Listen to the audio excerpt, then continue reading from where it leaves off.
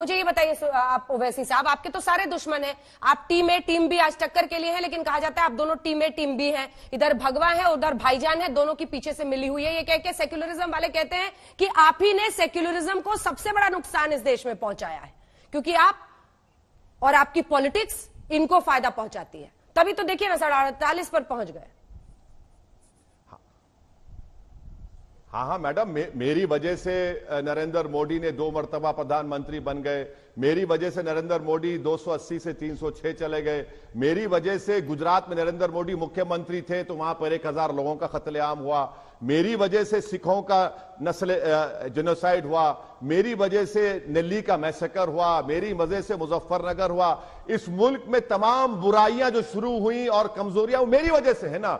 बाकी के सब राजा हरिश्चंद्र की औलाद हैं, बाकी सब नेक हैं, कोई गुनाहगार है तो हम ही हैं, आप तमाम लोग सही हैं। यही तो हम कह रहे हैं, यही तो झगड़ा है कि तमाम बुराई तमाम गलतियां हम में हैं और जो सत्ता में बैठते हैं वो दूध के दूल्हे हैं। बिहार में इलेक्शन होता है तो ठाकुर देखा जाता है, ब्राह्मण देखा जाता है, भूमिहार देखा जाता है, कुर्मी देखा जाता है, मगर बात होती है तो खाली मुसलमान मुसलमान।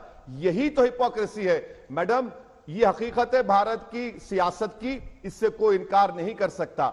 इसीलिए मैं आपसे कह रहा हूं कि इसको समझिए और अगर मुझे इजाजत दीजिए, मुझे एक और जगह पर जाना है। मैं पहले ही कहा था आशीष को कि आधा घंटा मैं रहूंगा। एक और सवाल है बस, एक और सवाल है सर, टीआरएस वाला दोस्त है, टीआरएस वाला ये बताइए कि अब मेयर का जो चुनाव होना है उसको उसमें आप क्या कीजिएगा? टीआरएस को जरूरत पड़ेगी तो साथ देंगे? पड़ेगी ही जरूर। अरे मैडम, मैंने पहले आपके प्रोग्राम में कह दिया कि भारत की पॉलिटिक्स का मुझे लैला बना दिया गया और पूरे मजनू मेरे अतराफ फिर रहे हैं, जिसमें से सुधांशु जी भी हमारे मजनू हैं, कई हमारे मजनू हैं, देखेंगे। अब ये लैला के अतराफ तो पूरे फिर रहे हैं, तो वक्त आने दीजिए, हम इंशाल्लाह हम फैसला लेके आपको बताएंगे। लेकिन लैला को ये तो देखना पड़ेगा ना सर कि टीआरएस ने ट्रिपल तलाक बिल, एक सेकंड सर, ट्रिपल तलाक बिल पर सरकार का साथ दिया था। उस ट्रिपल तलाक बिल के आप इतने खिलाफ हैं तो खुलकर टीआरएस की तरफ जाना तो मुश्किल है। 2 धारी तलवार पर बैठे हैं सर आप। इसी टीआरएस ने पूरे भारत में असेंबली में एनपीआर एनआरसी के खिलाफ रेजोल्यूशन पास करके कहा कि तेलंगाना में एनपीआर एनआरसी नहीं होगा। ट्रिपल तलाक इसी टीआरएस ने हमारी रिप्रेजेंटेशन सुनिए हमारे रिप्रेजेंटेशन के ऊपर माइनॉरिटी, सुनिए मैडम, माइनॉरिटी ओबीसी स्कूल्स खोले गए जिसमें ओबीसी बच्चों के 1 लाख बच्चे पढ़ रहे हैं और 60,000 पढ़ रहे हैं। तो यकीनन टीआरएस से हमारे मुख्तलिफ उनकी पॉलिसी अलग है, हमारी पॉलिसी अलग है।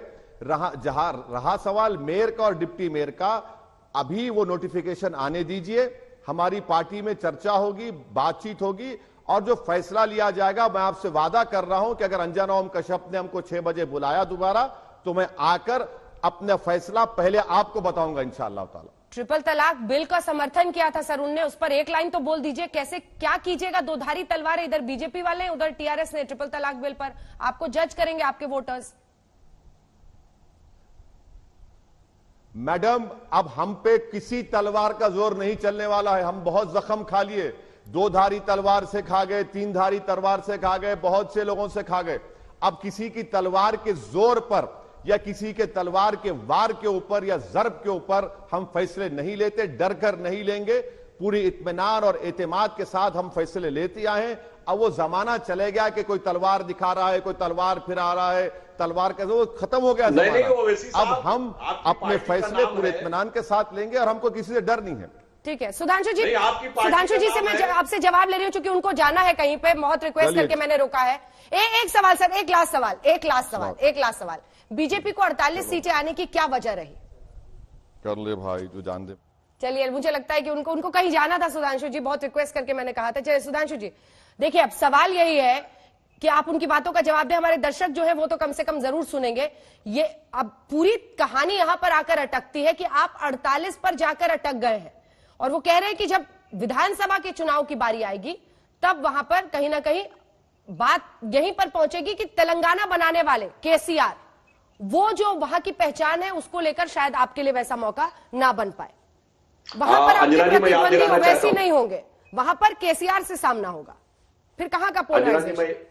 तेलंगाना बनाने वाला कौन, तो मैं याद दिलाना चाहता हूं पहले राष्ट्रीय दल हम थे जिन्होंने 2009 में महबूब नगर की रैली में, उस समय आडवाणी जी प्रधानमंत्री पद के उम्मीदवार थे, राजनाथ जी राष्ट्रीय अध्यक्ष थे, हमने ऐलानिया कहा था तेलंगाना हमारा संकल्प है, हम सत्ता में आएंगे तो तेलंगाना बनाएंगे।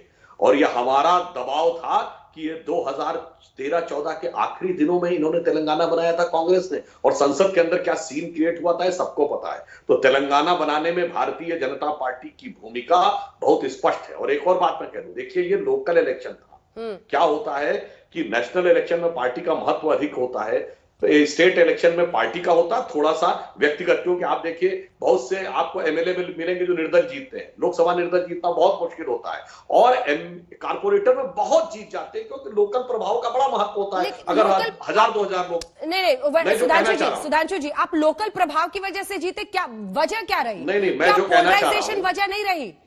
नहीं, मैं जो कहना चाह रहा हूं, विकास का ऐसा फॉर्मूला दे दिया कि आपको लगता है विकास, क्या आपको जीतने का फैक्टर, उसका कारण क्या लगता है वहां पर? नहीं, मैं जो कहना चाह रहा हूं, देखिए ये जहां पर इन्होंने बताया पॉकेट्स में नीचे, इन पार्टियों का तो होल्ड बहुत था, इनके हर कॉन्स्टिट्यूएंसी में अपने 2-2, 4-4, 5-5 हजार कमिटेड लोग थे। यदि हम उस व्यवस्था में इतना जीत के आए, यदि यह सीधा नगर निगम का चुनाव होता मेयर का, जैसा अन्य राज्यों में होते हैं, तो भारतीय जनता पार्टी बहुत शानदार बहुमत से जीतती, यह मैं कहना चाह रहा हूं। यानी जब लोकलाइज्ड लेवल के ऊपर हम इतना प्रदर्शन बेहतर करके ले आए, तो जब वो जनरलाइज्ड लेवल का इलेक्शन होगा तो हमारी क्या स्थिति होगी आप इसको समझ सकती है।